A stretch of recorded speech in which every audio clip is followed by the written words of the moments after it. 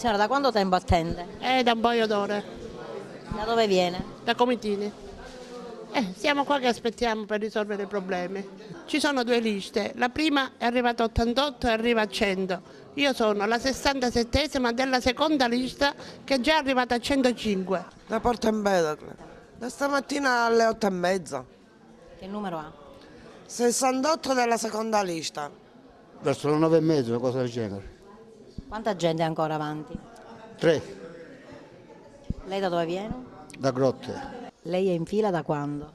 Io sono venuto adesso, però è 3 giorni che vengo qua.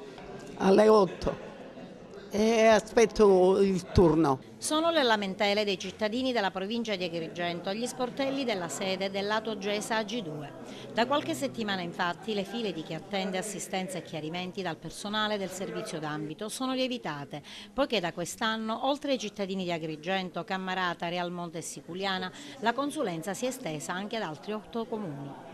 Al centro dei chiarimenti l'ultimo recapito delle bollette emesse dalla società per contrastare l'evasione tributaria. Abbiamo a disposizione negli sportelli 9 persone. Queste persone ricevono il lunedì pomeriggio, martedì, giovedì e venerdì di mattina e il mercoledì pomeriggio. La mattina iniziamo alle 9 e finiamo alle 2.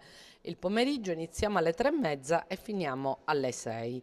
Le pratiche poi sono molto veloci, quindi riusciamo lo stesso a smaltire. Noi per evitare che persone possano ritornare poi a casa senza avere la pratica definita, ne prendiamo un certo numero, in modo tale, per esempio nel pomeriggio di ieri ne abbiamo fatti circa 80, ma oltre non vogliamo andare perché non vogliamo, dopo che una persona magari aspetta 2-3 ore, se ne va a mani vuote. Dobbiamo anche fare tutto il lavoro interno perché molti scrivono e quindi dobbiamo dare le risposte perché entro 90 giorni abbiamo l'obbligo di rispondere. È chiaro che il personale è un po' in questo momento sotto stress, ma cerchiamo di dare risposte a tutti. E dal lato rifiuti passiamo alle bollette dell'acqua. Anche qui sono numerose le lamentele dei cittadini raccolte dal referente del Centro Servizi del Cittadino, un'associazione nata a tutela dei cittadini contro i soprusi da parte delle istituzioni. Avete promosso un incontro per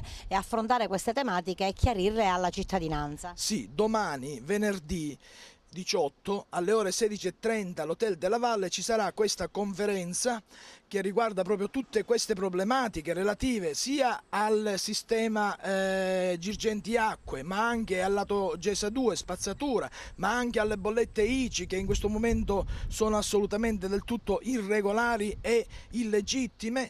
E quindi noi chiariremo un po' tutti questi aspetti. Abbiamo già abbiamo quasi raccolto 1000 firme perché bisogna garantire e tutelare i cittadini e soprattutto gli utenti più deboli.